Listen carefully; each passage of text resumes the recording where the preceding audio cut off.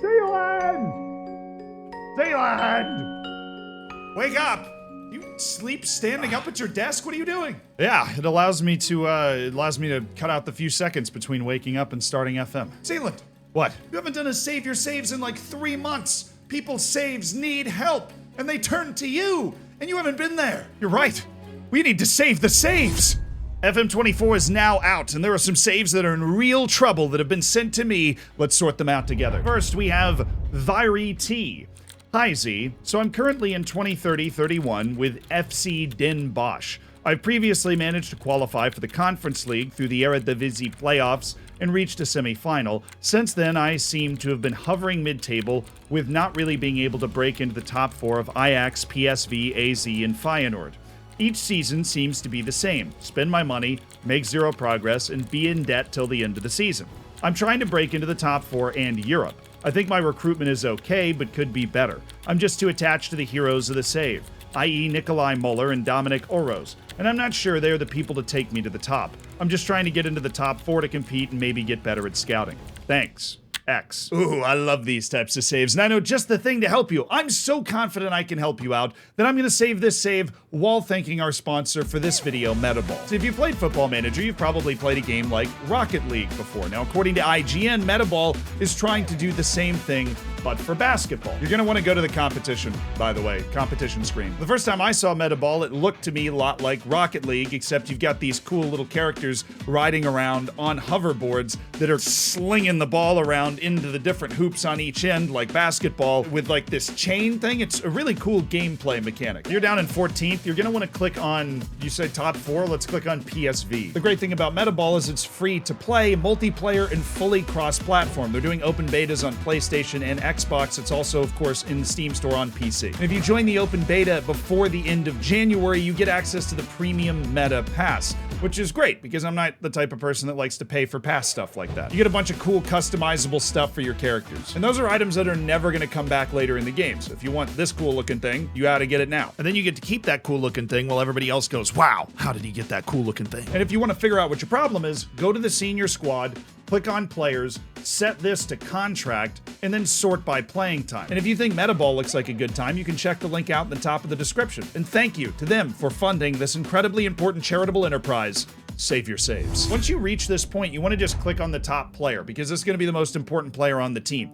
And you don't have them fully scouted, but you should be able to find somebody on this team that is fully scouted. Apparently not. And that might be part of your problem. Your scouting department sucks. Respectfully, your scouting department trash. But you get a general idea of how good this player is. This is the star left back, Vanderland, great name. And then let's go look at your left wingback. Vanderland looks better, but not too much better. The point of this exercise is to be able to compare the players you have against the players you're trying to beat. Sounds very simple, but honestly, even I forget to do this most of the time when I'm frustrated because I think my team should be better. It turns out, maybe it shouldn't. Maybe you just need new players. And I do love the fact that on this screen, you were sitting there like, yeah, I think I know what the problem is. So what am I gonna tell you? If you go to squad and you go to reports and you sort by potential and it looks like this, you're probably not building a team well enough for the future to be able to elevate yourself up the league. I know everybody makes a meme out of me signing like 25, 18-year-olds. The reason that I do that, you don't have to do that here. The reason I do that is because you can't sign players that are fully developed that are good enough for you to win the Eredivisie. What you can do is sign players that haven't developed fully yet but will become good enough for you to win the Eredivisie. Let me rephrase that. It's possible, it's just much harder. And either way, you probably should fill your scouting department. You haven't even filled your scouting department, and now I'm gonna go need to take a 5-minute walk so I don't get all freaking frustrated that you haven't filled your scouting department. Not really a lot of places to walk in here. If enough of you guys decide to play Metaball, then maybe we'll be able to make the room bigger. But really, if you have all that European success, you should roll that into expanding your scouting department, at least being able to fund a coaching staff. You don't even have all your coaches hired. You don't even have a set I need to take another walk. Congratulations on your success on that one particular run, but if you keep the same aging core together, it's gonna disappear. There's one more thing I want to look at. You said you've been spending all of your money every year. What have you been spending it on? Your original transfer budget was $331,000.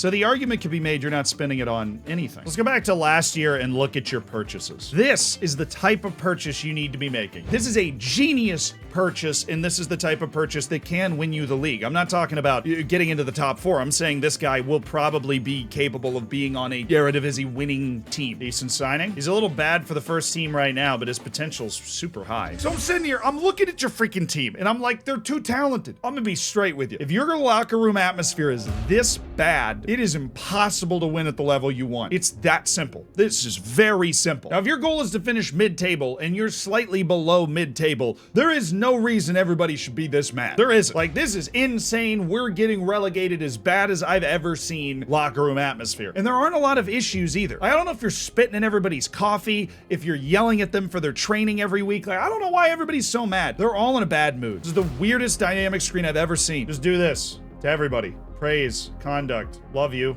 Boom. Everybody. This is a 5-alarm fire, and it's the reason you're losing. Unless, oh holy FM gods. Look, I got a lot of respect. I have a lot of respect for anybody that takes on creating their own tactic in Football Manager. But the reason most people don't is because if you use one of the preset tactics and just tweak it a little bit, the downside is much smaller. When you're creating your own tactic, there's a bigger upside because you can really tailor it to your own players, but there is a much bigger potential downside. And I think combined with your terrible dynamics, you have tapped into a massive downside here. Now, I am all for a 5 at the back. I think the 5 at the back with the 2 wingbacks can be a lot of fun. The way you're doing it is nuts. There is simply no wing coverage. You have 3 defenders because even the defensive midfielder is on support. The ball-winning midfielder on support isn't going to get back far enough, so I'm willing to bet these 3 defenders, who are all in terrible form playing together, are just getting dragged out of position all the time by like a natural 4-3-3 that you're coming up against. Like any team in a 4-2-3-1 or a 4-3-3 or a 4-4-2 that uses wingers is going to be dragging these 2 center backs out all the time. And if you're playing against a 4-4-2, you've got 2 strikers and your center backs have to shift over, and any midfielder that shows up ruins the party. Like, if you want to do this, if you really want to do this, do this. And then this is weird to me, right? Because this guy can do that job. You can do that. This is still kind of crazy, and I'd put these guys on support, but it would be better. I think another issue here is that you're on attack and your team's not playing particularly well. That strikes me as incredibly dangerous. You don't have any other alternate tactics that are training in case this one doesn't go well, and it's clearly not going well. You're doing certain things that make sense, like you're trying to trap inside to force players there, but if you're trying to trap inside, then that means that your center backs are going to go out to the wingers and funnel them into the middle, which on the surface it feels like a good idea, but when you think about who has to do it, your center backs, then that's going to cause a problem. Now, if you played like this, then maybe your complete wingbacks would be able to get back and funnel them inside. But if you're high, that means your complete wingbacks are not going to have as much time to get back and react because your defensive position is higher up the field. Yeah, you have everything that's dragging these center backs out. If your complete wingbacks on attack get caught up, which they will all the time, that's the most aggressive fullback you could possibly have, then your center backs are getting dragged out and it's over. You're also playing a more direct style with like basically one guy to aim at. Like if Sanchez isn't doing well, and I don't know if he's your starting striker all the time, but he is certainly not near your best player, then that more direct style is not going to work real well. He's got 8 jumping reach. There's just contradictory things going on here. I think you've really tried to overcomplicate it. At the very least, when things aren't going well, try something else. I'm sure you've been tinkering with this, but I mean literally just put like a 4-3-3 out there, put a 4-4-2 with 2 defensive midfielders out there to try and stop the other team from scoring so you can get your morale back. I know I just spent a lot of time on this one, but I wanted to make sure that we really could get it right and address the different issues in here. Next, we have Smarf the Second. I'm having issues with my J-League Akita Blaublitz save. We have won the league and made it to the Asian Champions League. For the past 3 years, my board has refused to give me any transfer budget. We were knocked out in the group stage, and the disappointment of an early exit from the Asian Champions League was further compounded by the board's decision to withhold a transfer budget. This has presented a conundrum as the team needed reinforcements to compete at the continental level. Without the necessary funds, the task of assembling a squad capable of challenging for the best in Asia seems insurmountable. We'll see about that. Oh no, they sent me the wrong save, because this is them in the 2nd division. I'm just going to assume that they're not in the second division and that they sent me the wrong save. Quick tips based off what you wrote, since I feel bad that you sent me maybe the wrong save. 3 things. 1, make sure that you're dominating the league first. It sounds like you might be, but if you're not dominating the league, that's your first priority, especially in a local heavy league like Japan, where you can try and concentrate all the best Japanese players on your team. Number 2, you should have an extensive short list of washed up European players that are coming up to the end of their contract. You should always maximize the talent of your foreign player spots, and cultivating a nice list of end of contract players from Europe and South America is a very good way to do that. A little special extra tip: go through a bunch of national teams right after contract expiration days, like July 1st or January 1st, just to see if somebody's free that might not normally be. Number 3, don't be afraid to sell really talented young players. If it's a significant amount of money, that is literally the best way to make money in this game if you are not getting huge TV contracts from your league. The best way is selling players, and the more that you continue to succeed, the more value will be seen in your players, the higher reputation of your club, and you can start piling the millions by selling players. Now, having a good scouting and recruitment network will help you replace those players, but I know it's hard. You can't be afraid to sell them because long term it could help. Next, we have Dim26. Hello, Zealand. My Bayer Leverkusen save got off to a great start, but we were top of the league. However, after January, something fell apart completely, and now my team is winless in 7 games. At first, we were getting FM'd, but now we are just getting dominated, and we play worse game by game. What can I do to try and get my team's form turned around?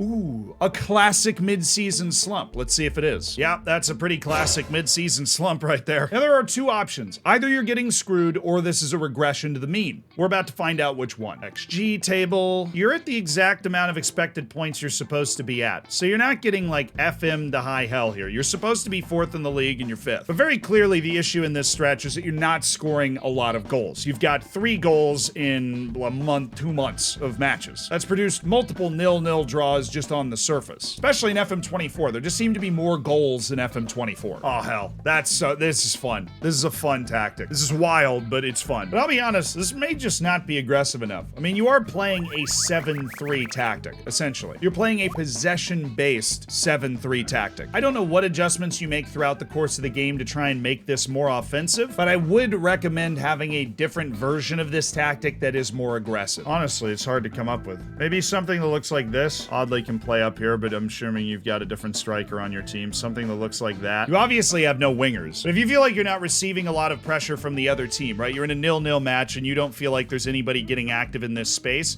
Switching to a formation like this would allow you to get a lot more pressure going forward. You just have a Metsala over here and have this guy kind of go inside and that guy go into the channel. And there's no way for me to see this in a save your saves like this, but you got to make sure you go up with your mentality as well. You're one of the 5 best teams in the league. You should be beating up on the teams that are lower down. Teams like Darmstadt. But I also want you to look at me. You're not doing anything horribly wrong. You're achieving pretty admirable results. And you also played the top 3 teams in the league during this run. Dortmund, you got to draw. You lost to Bayern and you lost to Leipzig. Obviously, you want to be beating those teams at some point, and there are things you can change in order to make that happen. But you can't be too hard on yourself thinking that that bad run of form is like you're dropping points against just bad teams. A win against Darmstadt and a win against Bochum in these 2 draws that you just happen not to win would make this look like a very different run. Being capable of being situationally more aggressive with your tactic is going to go a long way to help it. Also, start Hencappy. If you don't, Florian Wirtz is going to get mad and leave, and that would be terrible. Next, we have Splinger6. Dear Zealand, love the formality there. I'm newly promoted to the Serbian first tier, which meant I lost my affiliate link to Red Star Belgrade. Because of that, I lost a lot of star players like Nikola and Jovan Mitulikic, I think. In the new season, I've been struggling to find form and can't seem to score enough while letting too many goals in. The last couple of matches have gone better, but I'm afraid that it might stop. Is my team too weak or are my tactics too attacking? Hope you can help, Splinger6. Honestly, excellent formatting on your message here. And I gotta respect somebody that starts their message being sad that they can no longer utilize loan. Oh, and you're still using loans so much. Hell yeah. Just based off your goal difference alone, you should clearly be fine in the long run here. The XG table, you're 4th. I'm surprised you didn't lead with that. You're fine. Never gonna be able to find giant holes in a 4-3-3. It's a little spread out. I mean, if you're gonna be closing down and preventing short goalkeeper distribution, it's definitely a little spread out. As a result of that, you can't counter press them knocking the ball forward as effectively. It means that their forwards have got more room to receive the ball and a quick countering opportunity. opportunity. Considering you play with a super high tempo, I'm guessing you give up a lot of goals in the counter. You're more likely to concede possession when you have a higher tempo, and then you have your lines further apart, so your back line isn't there to try and quickly win it back. I get what you're doing though, like Van Bruggen's just not very fast. But I'd say what you're getting out of your team based off of the XG table is good. I think your biggest problem is Alexander Katanich is collecting a lot of non-penalty XG per 90. Yeah, but he's not scoring a lot, obviously. But this strikes me as a worried message. I'm afraid that the good form that we've found might stop. Don't be. You're using loans, you've signed talented young players, and you're creating a lot of expected goals relative to your opponents. These are all good things and indicators that it will get better in the future. You'll be all right. Just please, before I'll close my eyes real quick, just sign another scout. 1, 2, 3, 4. Next! And next up we have Madao. Hi Z, I took over in the 4th tier in Portugal and managed 3 promotions in 4 seasons to make the top flight. Don't worry. It gets worse. As you can imagine, we got promoted too quickly and the squad was not good enough to compete. Many were with me in Divisions 3 and 4, and we just got relegated back to Division 2 through the playoff. I felt overwhelmed by the size of the rebuild, as I feel every position needed strengthening that summer, and the signings I did make all fell flat.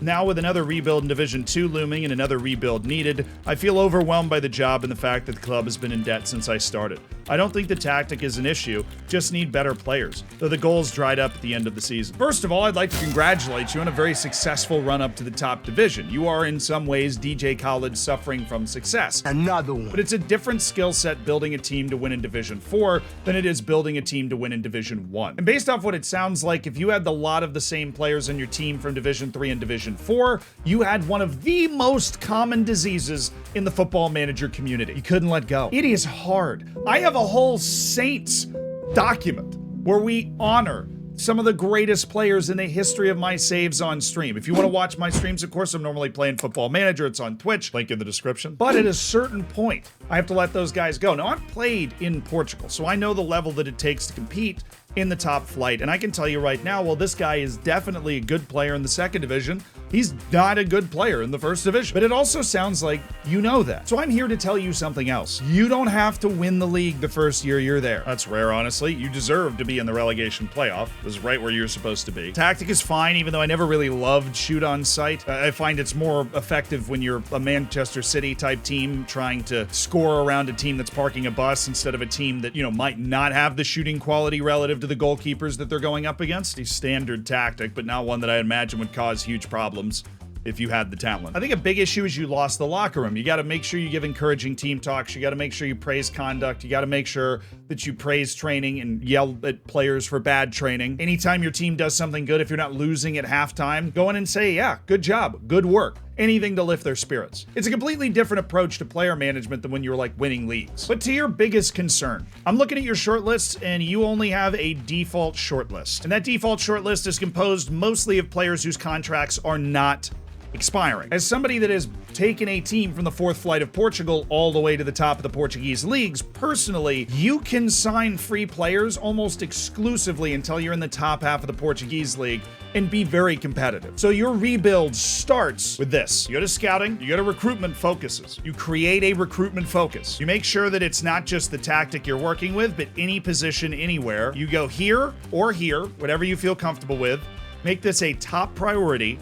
Go to further details, add contract status expiring in the next year. That's it. That's what you need. Maybe it's something catchy like my secret weapon. Something to intimidate the opposition. That should be your #1 priority. That and a lone scout. And that is what you're going to need to install this rebuild. Now, since you haven't had that going and you're about to hit the off season to take on this rebuild again, take a deep breath, go to player search, look for players that are available, doubtful in transfer interest, and then I see you are looking for unattached players. That is wishful thinking, but what we're going to look for is players whose contracts are expiring in the next month, because that will isolate players you'll be able to get after immediately. If you sort by ability, you can see the players you already have knowledge of, and there are 595 players that meet this criteria in your range. And immediately, this Rafael Behonek guy is somebody that can win for you. What you want to do to get a head start is just start offering out trials to a selection of these guys. You can trial up to 70, 80 players. You can only offer 30 at a time.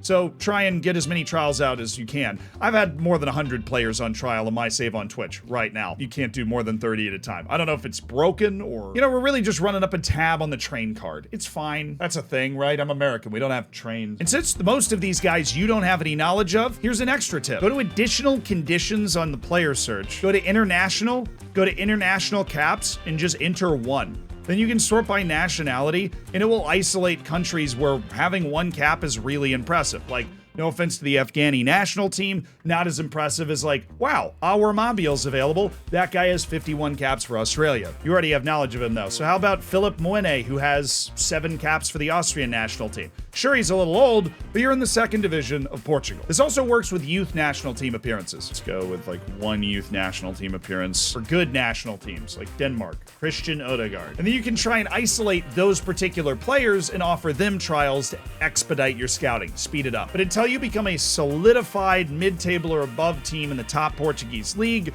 you don't need to worry about signing and developing wonder kids. You need to worry about building a team that can stay there. Then sign the wonder kids. This is honestly helpful for that too sometimes. And good luck, each and every one of you in your saves. Not just the people we were saving, but if you're watching this video too. And if you enjoyed it, please do subscribe. We would appreciate it. And if you want to keep watching Save Your Saves, even though it's from FM23, it might have a lot of helpful tips for you. This is our most recent episode of Save Your Saves from the previous edition. Thank you. I'll see you on stream. My forehead looks even bigger in person.